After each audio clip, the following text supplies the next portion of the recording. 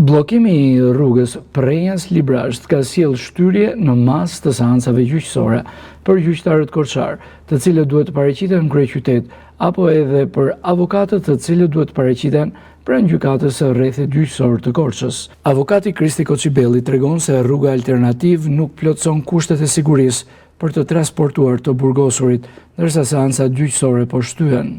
Jemi informuar që gjithë kjo problematike e dëmtimit apo shkatërimit të rrugës ka pasjell edhe problematika për sa I përket ecurisë apo zbatimit të seancave gjyqësore.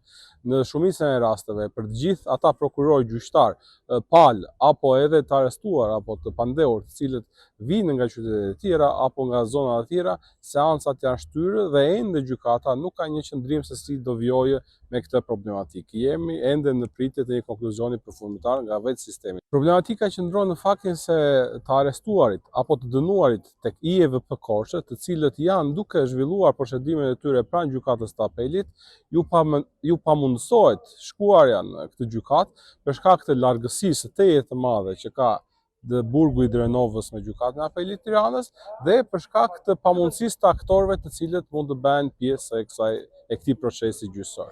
Për avokatin Entela Dvorani, mbyllja e rrugës sjell një tjetër dëm tek qytetarët, duke bërë vonesa dhe peripeci pafund për ta.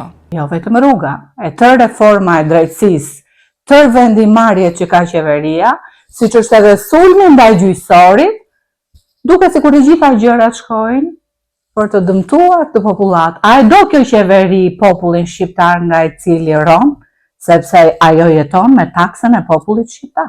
Sot, avokati kundërshtar në gjykim nuk erdhi. Unë sot kisha një gjykim esencial ku vinte gjyqtari nga gjykata e Gjirokastrës, sepse është çështja e fundit që ka mbajtur në dorë. Gjyqtari ishte atje, ekspertët vjen nga Tirana, njëri nga avokatët mungonte për shkak të rrugës. Bllokimi I rrugës Prenjas-Librazh ka sjellë probleme jo vetëm në jetën sociale dhe ekonomike të juglindjes, por edhe atë gjyqësore.